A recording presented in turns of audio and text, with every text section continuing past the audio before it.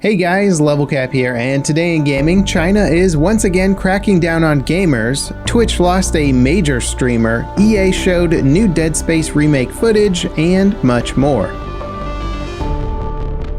China passed a new law restricting the amount of time that children can play video games to a crazy 3 hours per week. Any Chinese citizen under 18 is now limited to playing video games for 1 hour per day on Friday, Saturday, and Sunday, and public holidays between 8 and 9 p.m. China's government has been cracking down hard on the gaming industry recently. They just went after Tencent, the country's biggest entertainment company, with threats of regulation. They also banned cryptocurrency and cryptocurrency mining and have strict laws about in-game gambling mechanics. And before we get to the rest of this story, I have a quick word from our sponsors. Do you like having hair? Well, if you're a guy, there's a good chance that you'll start losing it by the time you're 35. And by good chance, I mean there's a 66% chance. The odds might not be in your favor, but the good news is today's sponsor Keeps can help you out. They offer at-home treatments delivered every 3 months and generic versions of the only 2 FDA-approved hair loss products. Prevention is key. The sooner you start using Keeps, the more hair you'll save. Keeps treatments can take a few months to see results, but they're well worth the wait. They offer affordable pricing and delivery right to your door. If you are ready to take action and prevent hair loss, go to keeps.com/levelcap or click on the link in the description to receive 50% off your first 3 months. That's keeps.com/levelcap. Go save some money and save your hair at the same time. Alright, back to the Chinese crackdown on gaming. Time restrictions on gaming are nothing new in China. People under 18 were already limited to 90 minutes of gaming per day prior to this new law, and before that it was 3 hours per day. Many people from more familiar with what's going on in China are also saying that getting around these restrictions is pretty trivial. To play games in China, you need to log in with your government-issued ID number, but many players just use their parents' ID number or older siblings' ID numbers to play games. There are penalties for getting caught doing this, but before it was almost impossible to catch somebody doing it unless they just admitted to doing it. However, things are starting to change thanks to a facial recognition system Tencent developed that's designed to stop children from using other people's ID numbers. That system went live in July and could have major implications for how people play games in China once it's in full effect. Tencent says anyone that their system catches skirting the rules will get kicked offline. These sorts of disciplinary punishments weigh on the social credit scores of Chinese citizens, so getting kicked offline from a game for playing too much could have meaningful social and economic consequences. Overall, it's tough to gauge how these laws actually impact Chinese citizens. The general sentiment on social media is that players have always found a way around these time restrictions, and the new limits being more severe really doesn't change how people will get around them. There's also, of course, the weird dichotomy of China having one of the world's largest gaming markets while also trying to limit the amount of gaming that its citizens can do. If you're interested in seeing a deeper dive on this topic, let us know in the comments. Some Call of Duty Vanguard alpha players just got a sneak peek at the game's custom class system. It was supposed to be disabled for the alpha, but players managed to glitch their way into it. As expected, each weapon has 10 attachment slots and a variety of options for each slot. Vanguard will integrate with Warzone, so its weapons using the same attachment system was pretty much a given. That said, Modern Warfare and Warzone's weapon attachments had several options that fundamentally changed how each gun behaved. It's a very robust system with tons of potential and interesting loadouts and metas. Of course, I'd imagine many people are wondering how will weapons in Vanguard actually be balanced, especially relative to the existing weapons in Warzone. Twitch is losing one of their biggest and most charitable streamers. DrLupo left the platform to stream exclusively on YouTube today. Over the years, Lupo has amassed a staggering 4.5 million followers on Twitch. His charity efforts have raised nearly $10 million for St. Jude's Children's Research Hospital. That makes him the biggest content creator donor for the hospital. Lupo has been releasing regular content for his YouTube channel for years and already has nearly 2 million million subscribers. Now, of course, we have to assume that YouTube made DrLupo a very attractive offer to switch streaming platforms, and I'd say it's also reasonable to assume that they offered to match or boost his charitable donations as well. Twitch gave $1 million to Lupo's St. Jude's event last year. YouTube doing the same thing would be nothing but good PR for them, and it's tough to imagine Lupo moving to a platform that didn't take charity seriously.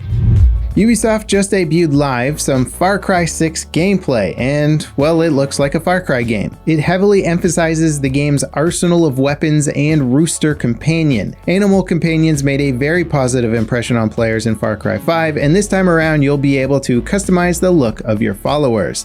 The devs confirmed that Far Cry 6 will offer co-op crossplay between the console generations, but not platforms. So PlayStation 5 or PC players won't be able to do co-op with Xbox players, but Xbox One and Xbox Series X players will be able to play together. The same goes for PlayStation 5 and PlayStation 4 players. That being said, your save file will be cross-platform, so if you own the game on multiple platforms or have a Ubisoft Plus subscription, all your progress will be transferred between platforms.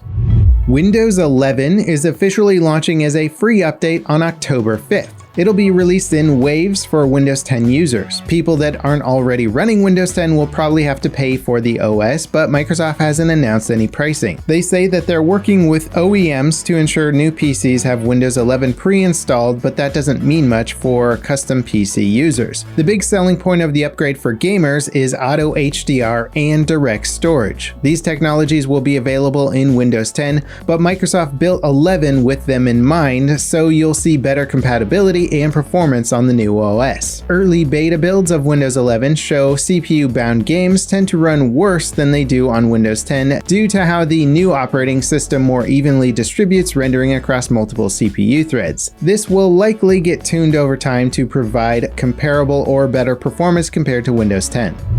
There has been some speculation that Bethesda's upcoming space RPG Starfield might not be an Xbox and PC exclusive title. Microsoft purchased Bethesda and recently confirmed existing platform deals would be upheld, while some future titles would be exclusives. Starfield was in development prior to this deal, and Microsoft's soft messaging regarding exclusivity has led to a lot of speculation. The company's senior VP of marketing, Pete Hines, recently said during a live stream, Starfield was announced as an Xbox exclusive.